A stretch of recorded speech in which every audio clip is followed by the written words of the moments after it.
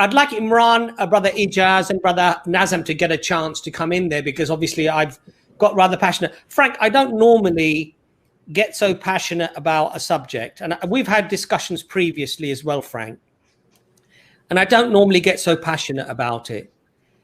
But Frank, to be really honest, I was somewhat taken back, really, when you said I support Israel more than I support the Palestinians. That really, Frank, I'll be honest with you, Frank.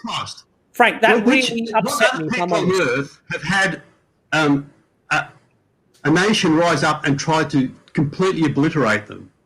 Now, there were 6 million Jews killed during the war. By Christians, by Christians, Frank, not by Muslims.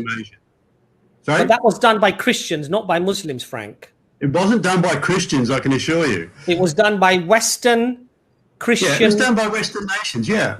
Frank, excuse me, it was done by Western, whether they behaved like Christians or they didn't behave like Christians. I would actually be honest as a Muslim, and I would say that they certainly did not follow the teachings of Jesus, peace be upon him. But to argue that these were not Christian countries is quite frankly a lie. But I'd let Imran and Nazam and Ijaz come in there. Assalamu guys, I just want to say salam. Apologies for my lateness. Are you guys doing okay? We're on this sensitive topic, and we see Frank. I'm sure. How are you guys doing? You well? You had a good Eid? The discussion, you probably heard it. The discussion really is whether the actions of Israel can in any shape or form be justified. And when Hamza asked Frank, who do you support in this conflict? I must say that I was flabbergasted when he said, I support Israel more than I support the Palestinians. I was shocked with that. So sorry, Imran, please do come in there. I mean, to be honest with you, I'm not shocked with that. I mean, the idea that Christians want the return of Christ, and they believe that the only way this can happen is the re-establishment of Israel and the rebuilding of the third temple.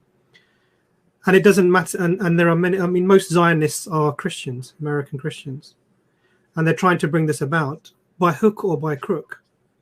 And it doesn't matter who dies in the process, because ultimately there is justice in the end. So in Islam, we have this concept that the ends never justify the means, and this is the opposite. What Frank is essentially saying is, because there is a good outcome, i.e. the return of Christ, do whatever it takes. Kill as many people as it takes to remove them. No, I don't agree with that. I'm just giving you the narrative. Frank, I'm giving you the narrative. So this is the idea. And this is why you would blindly support the Israelis. I don't blindly support them. It's to say that you would support, the Israeli rule as opposed to the Palestinians' right to have their own state in any conflict is that blind following. Literally, is that blind following? If I said to you, were the Americans right to come and annihilate the 96% of the population of Native Americans, what would you say? Were the English right to do that? They weren't, of course not. Okay. Were the Australians right to go into Australia and annihilate? I mean, now you have small, tiny populations of Aboriginals. Literally, they're beset with illnesses, with alcoholism, unemployment. Was it right for the English to send their prisoners of war to Australia for them? Not even prisoners of war, mate. Prisoners, just thieves. Not prisoners of war. Absolutely, you're right. So to send them to this continent to annihilate the people who were living there, was that ever right to do that? Actually, look, we're getting so far off the topic now, but I can talk a lot on that subject. The reason is it's a principle. We're establishing a principle. Now, the principle is that you can't take over a land and destroy the indigenous population. You can't do that. It's morally incorrect. Now, for me, and I've said this before, and I'll say it again, if the Israelis had set up their state, even if it was one state, but they said, look, we're going to rule, but you guys can do your religious stuff and practice, and we won't persecute you, and fairness and I would have no problem with that personally. If everyone was being treated fairly, that's no problem.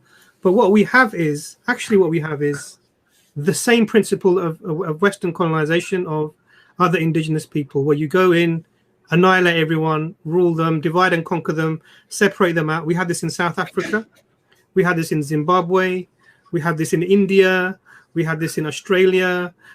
Wherever you go, you see the same pattern being done. And Israel is frankly a Western colony in the Middle East, because even the Jews who are from backgrounds where their skin color is dark are persecuted within that region.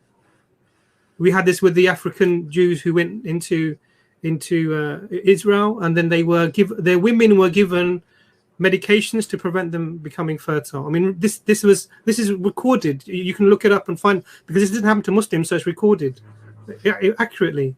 Now, your blind following is based on an assumption that God gave this land to the Israelites and didn't take it back. Now, have you read Jeremiah 17? I've read it. So what does it say? I can't remember it offhand, but I've certainly read it. What does it say in Jeremiah 17:4?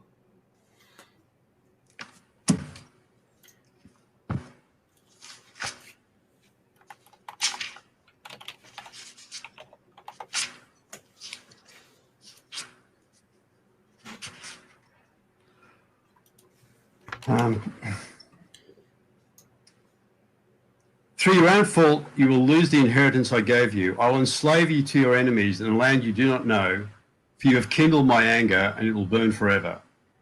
Okay, so this is, if I remember rightly, the post-Babylonian exile.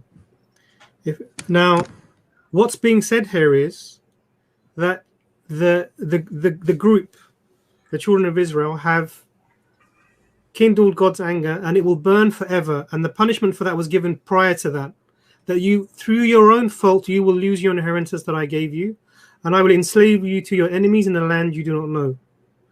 Now, this is an anger that's going to burn forever. Do you think forever means a couple of thousand years, or more than that? Israel was told that they would be driven out of their land if they sinned against God, but they were to be regathered. So there are numerous things about them being regathered, and some of that was applying back then after the exile. Frank, this is the thing. This is why I'm asking you about the meaning of words, right? So even here it says, you have kindled my anger and it will burn forever. Now I would say forever means forever. I mean, if you disagree that forever means forever, that's a different thing entirely. Now there's direct evidence, even in your narrative that you believe. I don't necessarily believe in everything that's written in the Bible that you hold, but the idea that this is somehow a land that's promised and you can do whatever you like to the people. I mean, imagine this. Obviously the Canaanites were there for 3,500 years before even the Israelites arrived. Moses wasn't able to make it through, peace be upon him, make it through to Israel according to the narrative because of the worshipping of the golden calf. So they wandered around for a generation in the desert. This is the narrative that's provided. And there are many Jews who say that we are not meant to be in Israel until we are actually, until certain things are fulfilled. And Abbas sort of referred to some of this. Now, the idea that you're going to use unjust means to bring about justice is the problem here. Now, I would say that if Jesus were to return and see the injustice, he would act justly, and he would hold you accountable, which is why many people on that day will call him Lord, Lord. Did we not prophesy in your name and do great wonders in your name? And he will reject you because you weren't doing the things that he had taught and expected you to do. And this is part of it, the injustice of the scenario. You can't go into a land, whether that's Australia, whether that's America, whether that's Africa, wherever that might be, and annihilate the indigenous population to take it over. You can't do that.